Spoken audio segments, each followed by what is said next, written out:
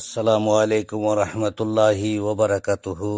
আজ পবিত্র কোরআন শরীফ থেকে তেলাওয়াত করা হবে সূরাতুল আল ইমরানের আয়াত নম্বর 127 থেকে নিয়ে 134 পর্যন্ত এবং তার সাথে সাথে তার বাংলা তর্জমা করা হবে বায়ানুল কোরআন থেকে।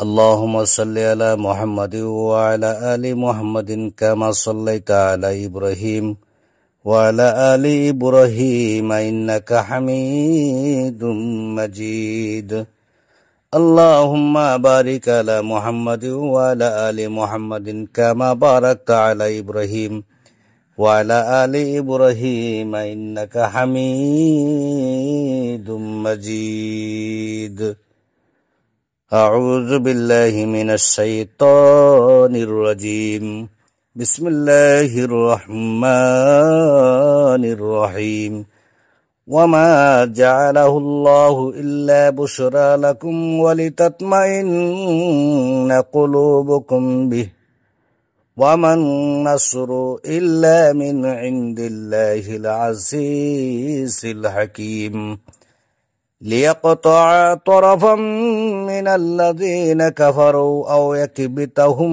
فينقلبوا خائبين ليس لك من الأمر شيء أو يتوب عليهم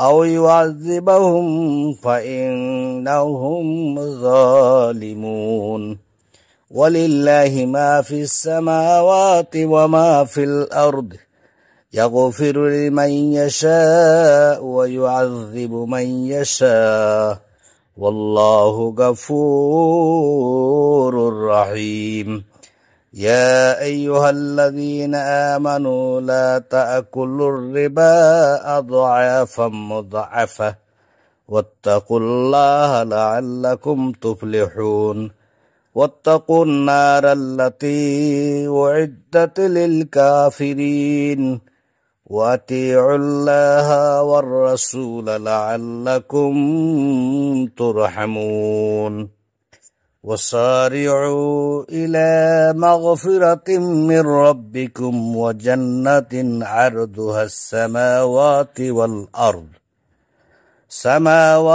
والأرض وعدت للمتقين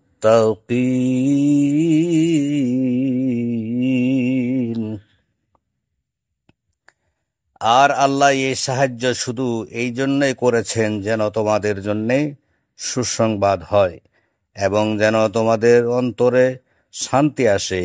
আর সাহায্য শুধু আল্লাহর পক্ষ হতেই হয়ে থাকে, যিনি অতীব সম্মানী প্রজ্ঞাময়।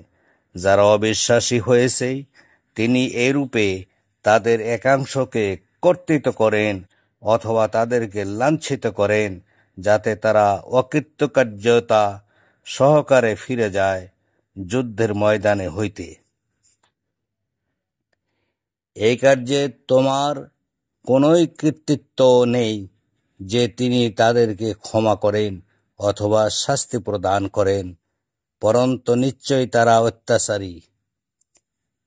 আর নবমণ্ডলে যা রয়েছে ও ভূমণ্ডলে যা আছে তা আল্লাহরই। তিনি যাকে ইচ্ছা ক্ষমা করেন এবং যাকে ইচ্ছা শাস্তি প্রদান করেন এবং আল্লাহ ক্ষমাশীল পরম করুণাময়।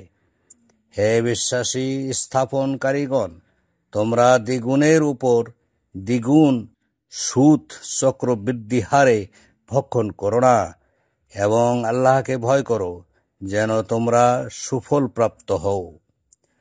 আর তোমরা সেই জাহান্নামের ভয় করো যা অবিশ্বাসীদের জন্য প্রস্তুত রাখা হয়েছে।